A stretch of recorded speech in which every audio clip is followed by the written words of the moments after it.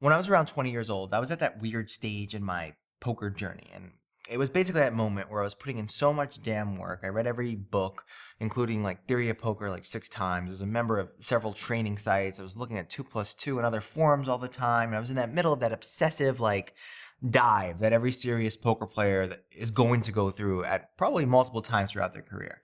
The problem was at that time, I was putting in all this work, but the consistency in my results just weren't there. I had some decent run good nights, but at the end of the day, I wasn't a profitable player and I couldn't really rely on the income.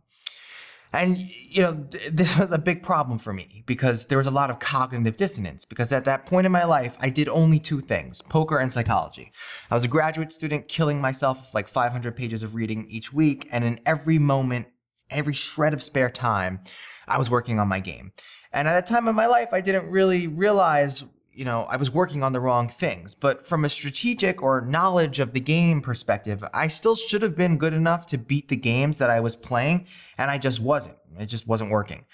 And I got so frustrated that I started looking for answers in my psychology classes. So one day I was in a class and I was sitting there learning about the deeper side of cognitive behavioral therapy, or CBT. And one of my professors was discussing the value of statements to reduce anxiety. Basically statements that can be used to replace irrational thoughts and basically replace them with more realistic or positive ones. And I sat there thinking, I don't need to reduce anxiety at the table. What I need is a statement that will make me more profits and make my game more consistent. So the next time I played, I decided to look at my game from a more macro or bigger perspective angle.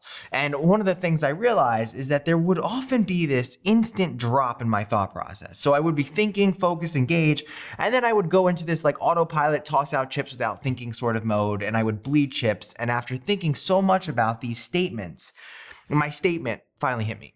And it was simply, if you're not thinking, you're gambling. This became my driving statement when I played, and literally it was the single thing responsible for my success. Basically, as soon as I tossed a chip in without thinking, I stopped playing. Not another hand, not another orbit, not 10 more minutes, just get up and go. There were times where I would spend 2 hours getting to the casino and then leave the table in an hour because I wasn't thinking straight. Was this optimal? No. But at the time, it was the only way I could prevent myself from making mistakes. At the time, I didn't need to add more strategy or more concepts to my game. I just needed to take myself away in the moments where I wasn't thinking.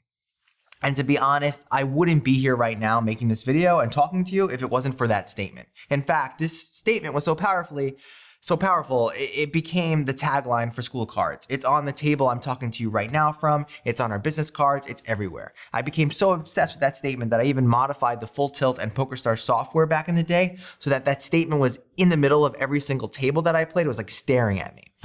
Just a simple 6-word statement that provided me with an approach that worked for me at that time in my life. Today, I still use this statement. It's still a grounding principle in my game, but I don't leave the table anymore unless I'm really not thinking straight. I have specific methods and tools that allow myself to not make those personal mistakes. Everyone has their own leaks, psychological barriers, and problems at the table. You just need to learn how to identify them and how to come up with a plan that can hedge against it and then work on modifying and improving that plan. That single statement made a huge change in my game, and I want to show you exactly how to create your own. Sign up for my free 7-day workshop, the Poker Goals Framework, below, and we'll dive deep into the psychology of your performance at the table. It's going to have a profound impact on your game and how you approach poker. Click below for the link, and in the description, it's one of the most underappreciated and underlooked aspects of poker, and I'm excited to finally, after 10 years, cohesively attack it for the masses. So I'm really excited about this. Sign up below.